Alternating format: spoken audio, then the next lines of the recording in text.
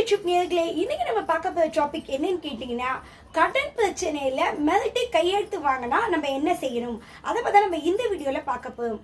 First thing, கடன் வாங்குறீங்க. கடன் வாங்கிட்டு கடனை சரியாக கட்ட வரலன்னும் போது கடன் கொடுத்தவங்க உங்ககிட்ட பிரச்சனை பண்ணுறாங்க, தொடர்ந்து உங்களுக்கு ஃபோன் கால் பண்ணுறாங்க, இல்லை தொடர்ந்து வீட்டுக்கிட்ட வந்து மிரட்டுறாங்க.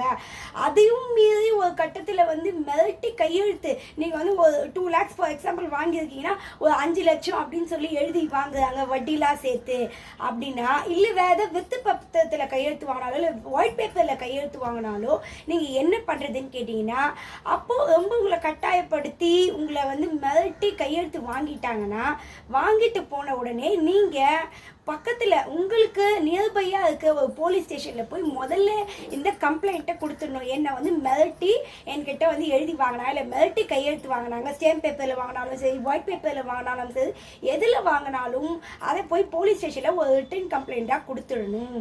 அதுக்கப்புறம் போலீஸ் வந்து சட்டப்பூர்வமாக நடவடிக்கை எடுப்பாங்க. ஸோ அப்படி இல்லைன்னா அதுக்கடுத்த கட்டமாக லீகல் நோட்டீஸ் அட்வொகேட் வச்சு கூட நீங்கள் அதுக்கு அடுத்த கட்டமாக நீங்கள் லீகல் நோட்டீஸ் அனுப்பலாம்.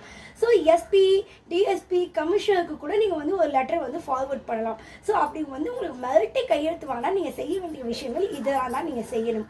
இதில் உங்களுக்கு சந்தேகங்கள் இருந்தாலும் வேறு ஏதாவது சட்ட சந்தேகங்கள் இருந்தாலும் நீங்கள் என்ன தொலைபேசி மூலமாக தொடர்பு கொள்ளலாம். 9710540294. Thank you YouTube viewers.